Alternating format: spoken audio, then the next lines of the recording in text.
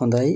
දැනට පවතින වැසි තත්ත්වය කුමන ආකාරයෙන් වෙනස් වීම් සිදු වෙනවද කියන එක සම්බන්ධව දැනුවත් කිරීමක් බලාපොරොත්තු වෙන්නේ. අපි බලමු දැනට පවතින වැසි තත්ත්වයේ తాවකාලික අඩුවීමක් හෙට දිනේ සිට බලාපොරොත්තු වෙන්න පුළුවන්. මේක తాවකාලික අඩුවීමක්.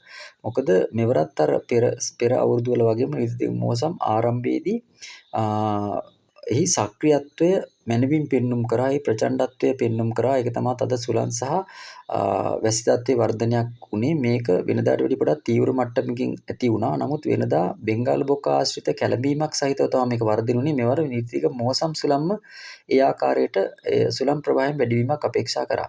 එතකොට මේ විදිහට බලනකොට මේ වැසි තත්ත්වය මේම తాවකාලික අඩුවීම සම්පූර්ණ අඩුවීමක් නෙවෙයි తాවකාලික අඩුවීමක්.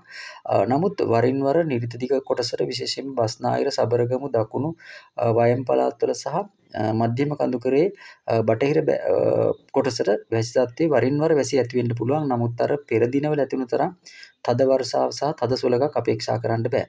නමුත් මෙම අඩුවීම මේ ආකාරයටම දිගටම පවතින්නේ නැහැ. 9 වෙනිදා සිට නැවතත් මෙම වැසි තත්ත්වයේ කැපිපෙන වර්ධනයක් අපිට අපේක්ෂා කරන්න වෙනවා. මොකද සාමාන්‍යයෙන් 9 වෙනිදා කියන්නේ 10 අපි පෝයට පෙර වගේ වෙන අවුරුදුලත් වැසි තත්ත්වයේ නිර්මාණය වීමක් වෙනවා. මෙවරත් එක ඒ ආකාරයටම 9 වෙනිදාන් පසු වැසිවල වර්ධනයක් අපේක්ෂා කරන්න පුළුවන්. එතකොට ඒක 10 11 12 9 වෙනිදාත් ආරම්භ වෙලා 9 10 11 12 කියන දිනවලදී මේක පොඩ්ඩක් තීව්‍ර මට්ටමින් සිදුවේවි. ඒ ගැන අවධානය යොමු කරන්න ඕන. මොකද එහිදී පහත් බිම් ප්‍රදේශවලට යම් ගම් වතුර තත්ත්ව වගේ ඇති වෙන්න පුළුවන්. මොකද නිර්දිෂ්ට කොටසට තද වැසි ලැබුණොත් පහත් බිම් වල ඉන්න අය අවධානයෙන් ඉන්න එක හොඳයි.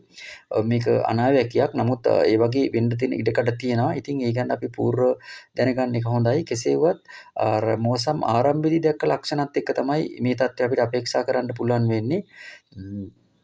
කෙසේ වුවත් ඒ ගැන හැමෝම අවධානයෙන් ඉන්න එක හොඳයි. කොහොම වුණත් අපි අර මේ වැසි තත්ත්වය වෙනදා ආකාරයෙන්ම පවතිනවා කියන එක අපේක්ෂා කරන්නේ ආරම්භයේ සාමාන්‍ය මෝසමක ආරම්භය අවසානයේ තමයි ප්‍රබලත්වය දක්වන්නේ. දැන් ආරම්භයේ ප්‍රබලත්වය අපිට ප්‍රකාශ කරා.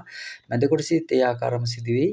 ඉතින් අවසානය කියන්නේ අවසානිතයි වැසි තත්ත්වය වගේ වර්ධනයක් අපේක්ෂා කරන්න පුළුවන්. ඉතින් ඒ ගැන හොඳින් අවධානයෙන් ඉන්න. ස්තුතියි.